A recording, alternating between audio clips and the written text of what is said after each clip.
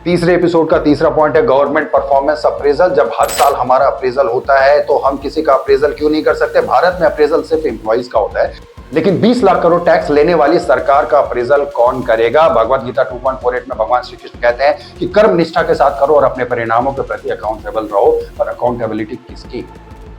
Employees की या सरकार की भी? एक बड़ी अजीब विडंबना है कि गवर्नमेंट टैक्स पेयर से हर साल discipline, compliance, punctuality, filing, TDS सब कुछ लेती है, लेकिन जब उस टैक्स पेयर को क्राइसिस में क्या देती है? Job loss protection zero, EMI relief zero, rent security zero, lay off compensation law zero, crisis response policy zero. और फिर भी सिस्टम कहता है कि हमने बहुत कुछ किया। किसके लिए किया? मिडिल क्लास या सैलरीड वालों के लिए तो नहीं किया। अगर सरकार एक कॉर्पोरेट होती तो टैक्स पेयर्स उसकी रेटिंग कुछ ऐसे देती कि आउटकम कमजोर है, एफर्ट दिख ही नहीं रहा है, अकाउंटेबिलिटी शून्य है और मिडिल क्लास को अपनी ताकत समझनी ही होगी। सरकार से वो मांगना होगा जो हर एम्प्लॉय अपने एम्प्लॉयर से मांगता है। एनुअल परफॉर्मेंस रिपोर्ट देना होगा। National tax payer performance report हर साल अनिवार्य होना चाहिए।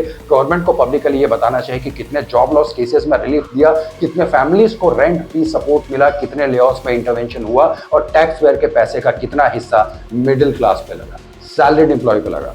अगर पैसा लिया है तो जवाब तो देना चाहिए।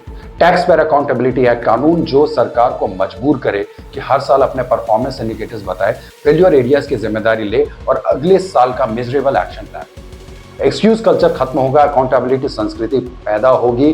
Crisis response score card quarterly, हर 3 महीने में गवर्नमेंट को ये क्वार्टरली बताना पड़े कितने सैलरीड परिवार क्राइसिस में आए। सिबिल तो निकाल ही रहे हैं पैन कार्ड डिटेल्स, तो ये डिटेल भी निकल जाएगी कि सैलरी कहाँ का नहीं जा रही है। कितनों को job loss, EMI default, medical burden झेलना पड़ा और गवर्नमेंट ने उनमें से कितनों को बचाया। हमने बहुत किया वाला ड्रामा फैक्ट्स में बदल जाएगा। जब तक मिडिल क्लास सरकार से अपना एनुअल रिपोर्ट कार्ड नहीं मांगेगा तब तक सरकार टैक्स पेयर्स का अप्रेजल करती रहेगी और खुद किसी का भी जवाब नहीं देगी। हम टैक्स पेयर्स हैं, गुलाम नहीं है।